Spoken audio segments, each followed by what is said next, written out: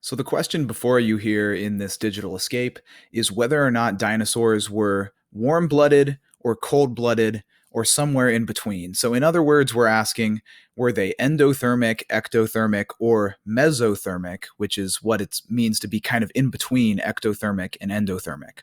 And so there's various ways that you found out that scientists go about studying this. And the main way that the main thing that you need to understand is that one of the best predictors of whether something is warm blooded or cold blooded is its metabolic rate. And so, how that means how quickly it burns calories and nutrients and food and things like that. So, how fast is its metabolism? That's the chief question here. And so, when you looked at the data, you saw that the bigger an animal is, right down here is metabolic mass. The bigger an animal is, the higher its metabolism seems to be, or the faster its metabolism seems to be. So, like for example, elephants and sperm whales have much higher metabolisms than bats and ravens and bobcats and things like that. And that's just because they are bigger, they have a bigger mass.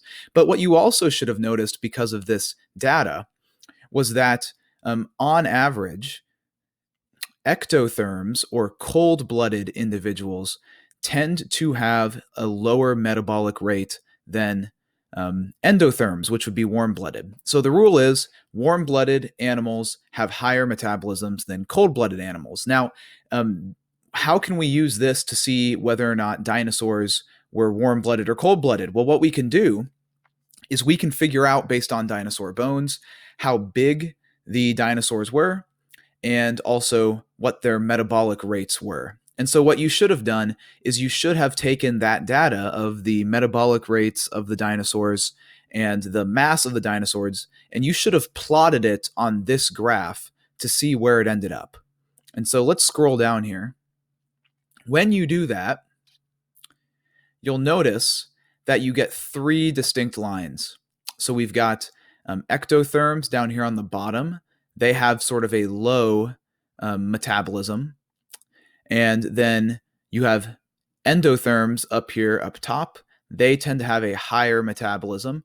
But then you'll notice that when you graph the dinosaurs onto this graph, like Apatosaurus and Tyrannosaurus rex and Allosaurus and all those sorts of things, you'll notice that their line kind of falls in between endotherms and ectotherms. So in reality, dinosaurs were not quite warm-blooded, and they also weren't quite cold-blooded.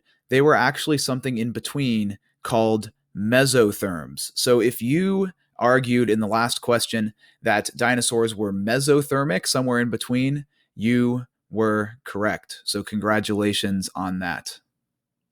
Now, once again, the reasoning for that is because when we graph them on this graph, the dinosaurs, they kind of fall in between the lines for endotherms and ectotherms.